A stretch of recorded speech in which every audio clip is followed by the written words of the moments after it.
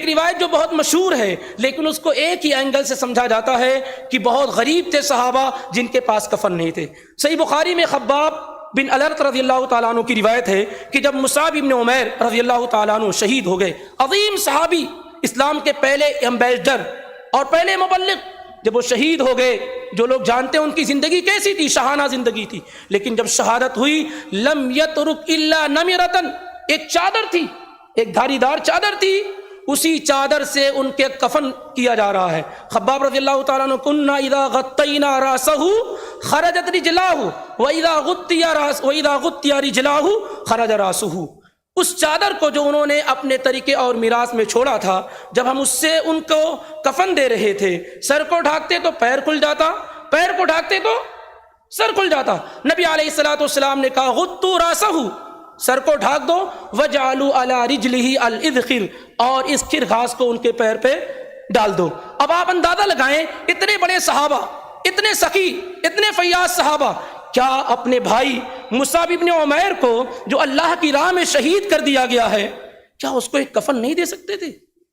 لیکن سنت کا طریقہ یہ ہے کہ مرنے والا خیرات کے کفن میں نہیں، اپنے ہی مال کے ساتھ اللہ سے ملاقات کرے، اللہ کے پاس جائے، اس لیے اس کا اہتمام کرنے کی کوشش کی جائے۔ دوسری چیز یہ ہے کہ اگر میت کے ذمے قرض وغیرہ ہے تو اس کو پہلے ادا کر دیا جائے، یہ طریقے کے تقسیم سے پہلے، کہ اگر آپ خاص طور سے یہ جانتے ہو کہ آپ کے والد صاحب قرض کا لین دین زیادہ کرتے تھے تو آپ طریقے کو روکے رکھیں یہاں تک کہ یقین ہو جائے کہ آپ کے والد کی جانب سے قرض ادا ہو گیا۔ الزبیر ابن العوام رضی اللہ تعالیٰ عنہ بڑے مشہور صحابی ہیں، 10 مبشرہ بالجنہ میں سے ایک ہیں، نبی صلی اللہ علیہ وسلم کے باڈی گارڈ ہیں، بڑے ہی امانت والے سچے صحابی میں سے، صحابہ میں سے ہیں۔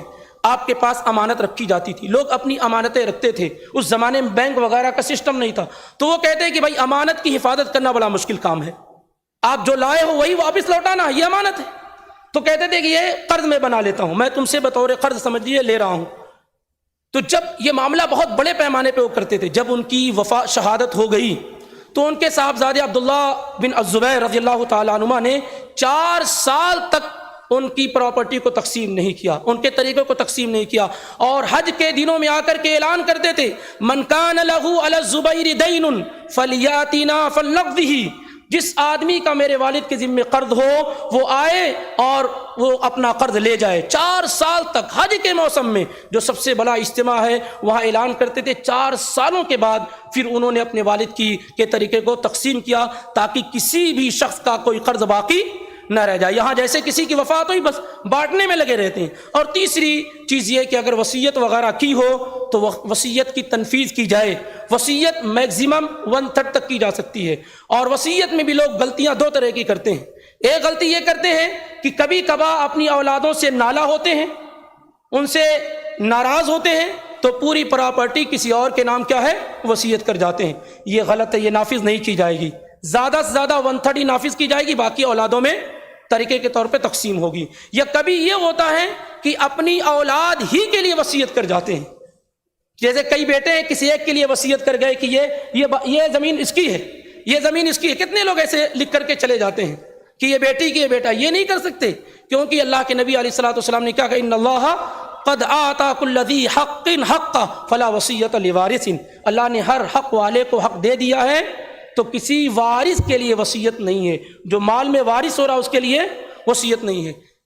میراث میں پائی جانے والی خطا اور غلطیوں میں سب سے بڑی غلطی ایک طریقے سے یہ کہہ سکتے ہیں اس وقت، وہ ہے مردوں کو وارث بنانا اور عورتوں کو محروم کر دینا۔ طریقے میں مردوں کو وارث بنانا اور عورتوں کو محروم کر دینا، یہ معاملہ بہت بڑے پیمانے پر کیا ہے موجود ہے، بہت بڑے پیمانے پر موجود ہے۔ یعنی اکثر جگہوں پر عورتیں جانتی تک بھی نہیں ہیں کہ والد کے پراپرٹی میں یا والدہ کی پراپرٹی میں ہمارا حق بھی ہے۔ اس طریقے سے کھانے پینے کا مزاج بن گیا ہے، یہ بڑا جرم ہے، یہ کیا ہے بہت بڑا جرم ہے اور بہت بڑی خطا ہے۔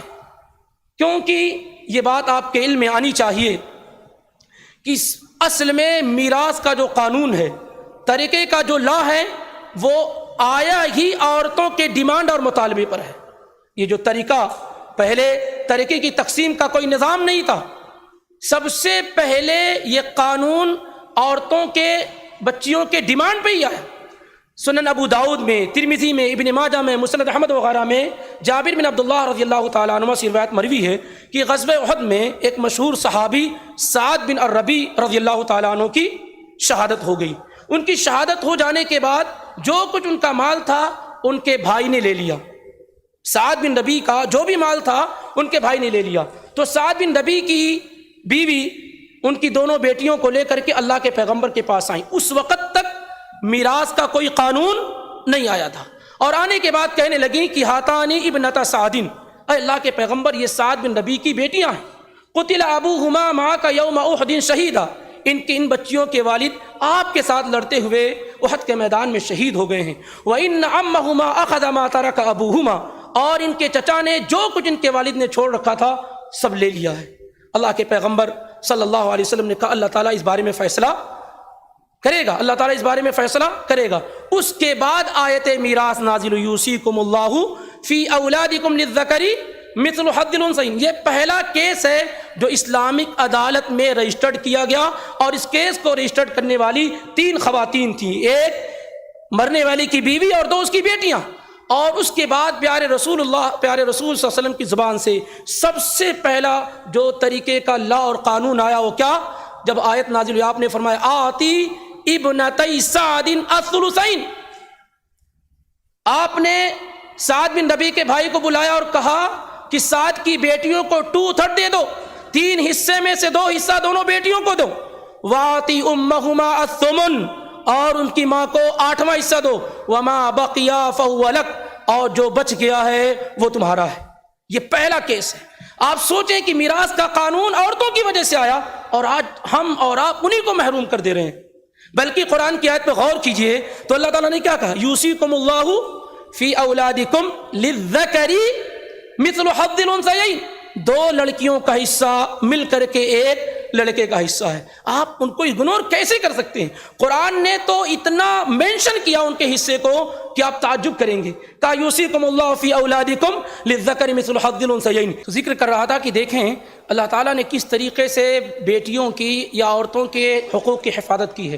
یہ بہت اہم چیز ہے جس کو سمجھنا ہے کہ اللہ تعالیٰ نے صاف لفظ میں کہا کہ اگر بیٹا اور بیٹی ہیں تو یہ صورتحال ہے، للذکر مثل حظ الانثیین۔ لیکن اگر بیٹے نہیں ہیں، بیٹیاں ہیں، اور بیٹیاں کیا ہے 2 یا 2 سے زیادہ ہیں تو ان کے لیے ثلثان ہے، 2/3 ہے۔ وَإِن كَانَتْ وَاحِدَةً فَلَهَا النِّصْفُ، اور اگر ایک ہیں تو پوری پراپرٹی کا آدھا حصہ ایک بیٹی کو ملے گا۔ یہ وہ حصہ جو فرض ہے جس میں کوئی چھیڑ چھاڑ نہیں کی جا سکتی ہے۔ اس لیے اس سلسلے میں جو عورتوں کے حقوق کی ناقدری ایک طریقے سے یا زیادتی جو کی جا رہی ہے، یہ کسی بھی صورت میں کیا ہے جائز اور درست نہیں ہے۔ بہت زیادہ اس پر توجہ دلائی گئی اور فوکس کیا گیا ہے۔ ایک معاملہ یہ آتا ہے کہ لوگ یہ کہتے ہیں کہ بھائی بہنیں جو ہے وہ معاف کر دی ہیں، لے نہیں رہی ہیں، تو کیا استعمال کر سکتے ہیں؟ کوئی بہن معاف نہیں کرتی ہے، کوئی بہن معاف نہیں کرتی ہے، اور نہ ہی اسے اس معاملے میں جو ہے کنارہ کشی اختیار کرنی چاہیے۔ بہت ہمارے یہاں تو بہنیں موجود نہیں ہیں، لیکن اگر آواز ان تک پہنچ رہی ہے تو میری ان سے گزارش یہ ہے کہ وہ یہ حصہ اللہ نے دیا ہے، یہ حصہ آسمان سے 7 آسمان سے اللہ نے دیا ہے، اس سے کمپرومائز نہ کریں، ان سے سمجھوتا نہ کریں۔ آپ کی لاپرواہی حرام خوروں کی تعداد میں اضافہ کرے گی۔ اگر آپ چھوڑتی رہیں گے تو آپ کے بھائی حرام کھا رہے ہیں، اور اس طریقے سے حرام خوروں میں اضافہ ہوتا چلا جائے گا۔ یہ جو چھوڑنے کا جو مزاج ہے نا، یہ درست اور صحیح نہیں ہے، لڑ جھگڑ کر لینے کی کوشش کرنی چاہیے۔ اگر آپ شریعت اسلامیہ کا مطالعہ کریں گے تو آپ پائیں گے کہ کتنے ایسے کیسز رجسٹرڈ ہوئے ہیں اسلامک عدالت میں جس میں عورتوں نے آ کر ڈیمانڈ کیا ہے۔ سب سے پہلا کیس ابھی ذکر ہوا، اس کے بعد جب خلیفۃ المسلمین ابو بکر صدیق رضی اللہ تعالیٰ عنہ کا دور خلافت آیا، صحیح بخاری اٹھا کر دیکھیں اما عائشہ کی روایت، تو فاطمہ رضی اللہ تعالیٰ عنہ ابو بکر صدیق کے پاس گئیں اور کہا کہ مجھے میرے والد کے طریقے میں میراث چاہیے۔ فاطمہ رضی اللہ خاتون جنت خلیفۃ المسلمین کے پاس جا کر کے اپنے حصے کا ڈیمانڈ اور مطالبہ کر رہے ہیں۔ یہ الگ بات ہے کہ ان کا حصہ نہیں بنتا تھا، کیونکہ نبی صلی اللہ علیہ وسلم نے کیا کہا، لا نورث ما ترکنا صدقہ۔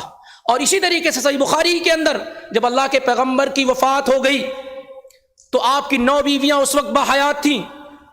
8 لوگوں نے تقریباً یہ پلان بنایا، اردنا ان یبعثنا عثمان الی ابی بکر، ان لوگوں نے ارادہ بنایا کہ عثمان بن عفان رضی اللہ تعالیٰ عنہ کو ابو بکر صدیق کے پاس بھیجا جائے. کیوں بھیجا جائے؟ یسأل لہ میراثہن، تاکہ ہم اللہ کے پیغمبر کی بیویاں ہیں، ہمارا جو میراث میں حصہ ہے وہ ابو بکر ہمیں دیں. اما عائشہ نے کہا کہ آپ بھول گئی ہوں کہ نبی صلی اللہ علیہ وسلم نے کیا کہا کہ لا نورث ما ترکنا صدقہ، ہم کسی کو وارث نہیں بناتے، ہم جو کچھ چھوڑ دیتے ہیں وہ صدقہ. یہ دیکھیں 2 مثال ہیں، نبی علیہ الصلوۃ والسلام کی بیٹی اور آپ کی بیویاں، یہ آپ کی پراپرٹی کے لیے کیا ڈیمانڈ کر رہی ہیں. اسی طریقے سے تیسرا واقعہ دیکھیں، یہ بھی سنن ابو داؤد ترمذی وغیرہ میں ہے کہ اللہ کے پیغمبر امیر المومنین عمر بن ابو بکر صدیق کے زمانے میں ایک بوڑھی آئی، نانی آئی، تسأل میراثہا، اپنے نواسے کے مال میں میراث ڈیمانڈ کر رہی ہے کہ میرے نواسے کی وفات ہو گئی ہے، میرا جو حصہ بنتا ہے وہ دیا جائے. ابو بکر صدیق رضی اللہ تعالیٰ عنہ نے کہا کہ مجھے تو نہیں معلوم کہ اللہ کی کتاب میں اور نبی صلی اللہ علیہ وسلم کی سنت میں تمہارا کوئی حصہ ہے، ایسے نانی تمہارا کوئی حصہ ہے. اچھا ٹھیک ہے، میں صحابہ رسول سے پوچھوں گا. پھر آپ رضی اللہ تعالیٰ عنہ نے پوچھا اس سلسلے میں، تو مغیرہ بن شعبہ رضی اللہ تعالیٰ عنہ نے کہا کہ ہاں اللہ کے پیغمبر نے 6واں حصہ دیا تھا. کہا کوئی گواہ اس پر ہے؟ تو محمد بن مسلمہ کھڑے ہوئے اور کہا اللہ کے پیغمبر نے 6واں حصہ دیا تھا. تو آپ نے 6واں حصہ دیا. پھر عمر رضی اللہ تعالیٰ عنہ کے زمانے میں ایک دادی آئی، اس نے بھی میراث کا مطالبہ کیا، تو انہیں بھی عمر بن خطاب رضی اللہ تعالیٰ عنہ نے کہا. اس طریقے سے کئی مثالیں موجود ہیں. تو اس طرح کی چیزیں چھوڑنے سے جرم میں اضافہ ہوگا اور حرام کھانے والے لوگوں کی تعداد بڑھے گی. یہ اتنا خطرناک جرم ہے کہ لوگ اس کو بھول گئے. اگر کوئی آدمی بینک میں کام کرتا ہے تو لوگ سوچتے ہیں بھائی اس کے پاس جائیں، کھانے کے لیے نہیں جائیں، شادی اٹینڈ کریں کہ نہیں. کیوں بھائی؟ کیونکہ ربا کھا رہا. اچھا کوئی آدمی اگر اسی طریقے سے کوئی حرام کام کر رہا ہے، رشوت وغیرہ، تو اس کے یہاں کھائیں یا نہ کھائیں یہ فکر رہتی. ارے بھائی یہ جو ڈکار رہے کھا رہے ہیں میراث کا مال ناجائز طریقے سے اپنے بہنوں کا، یہ حرام نہیں ہے، یہ حرام نہیں ہے، لیکن ان کے یہاں کھانے پینے میں اٹھنے بیٹھنے میں کوئی حرج نہیں ہے، کیونکہ اس کی شناعت، اس کی قباحت ہمارے دلوں سے نکل گئی ہے. یہ بہت بڑی چیز ہے. یاد رکھیے بہت ساری مصیبتیں اور پریشانیاں جو ہمارے درمیان ہیں اس کی وجہ یہ بھی ہو سکتی، کیونکہ نبی علیہ الصلوۃ والسلام نے یہ بات بیان کی، ما من ذنب اجدر ان یعجل اللہ تعالی لصاحبہ العقوبۃ فی الدنیا ما یدخر له فی الآخرۃ مثل البغی وقطیعۃ الرحم. کوئی گناہ ایسا نہیں ہے جس کی سزا اللہ آخرت میں بھی دے اور وہ سزا، اس گناہ کی سزا اللہ دنیا میں بھی دینے میں جلدی کرے سے 2 گناہ کے. کون؟ ایک ظلم و زیادتی کرنا اور دوسرا رشتوں کو توڑنا. تو جو اپنے بہنوں کی جائیداد کو لیتے ہیں وہ ظلم بھی کر رہے ہیں اور رشتوں کو بھی توڑ رہے ہیں، یعنی پورے گناہوں کا پیکج اکٹھا کر رہے ہوتے ہیں. میرے بھائیوں، ساتھیو، عزیزو، بہت اہم چیز ہے، اس پر ہماری اور آپ کی توجہ ہونی چاہیے. جماعت کا وقت ہو چکا ہے. اس موضوع پر تمام لوگوں کو دراسہ کرنے کی، پڑھنے کی، ایجوکیٹ کرنے کی، بیدار کرنے کی ضرورت ہے، کیونکہ اس معاملے میں کوتاہی اور کمی جو ہمارے درمیان ہے یہ بہت بڑے پیمانے پر ہے. اس کے علاوہ میراث میں کئی اہم خامیاں اور غلطیاں تھیں، لیکن وقت ہو چکا ہے. اللہ تعالیٰ اسی وقت میں جو کچھ کہا اور سنا گیا ہے اللہ برکت دے، اور اس کے ذریعے سے ہمارے ذہنوں کو، دماغوں کو اللہ کھول دے، اور ہمیں اور آپ کو شریعت کے اس اہم مسئلے پر مکمل طریقے سے عمل کرنے کی، تطبیق کرنے کی توفیق عطا فرمائے. آمین. وما علینا الا البلاغ المبین. السلام علیکم ورحمۃ اللہ وبرکاتہ.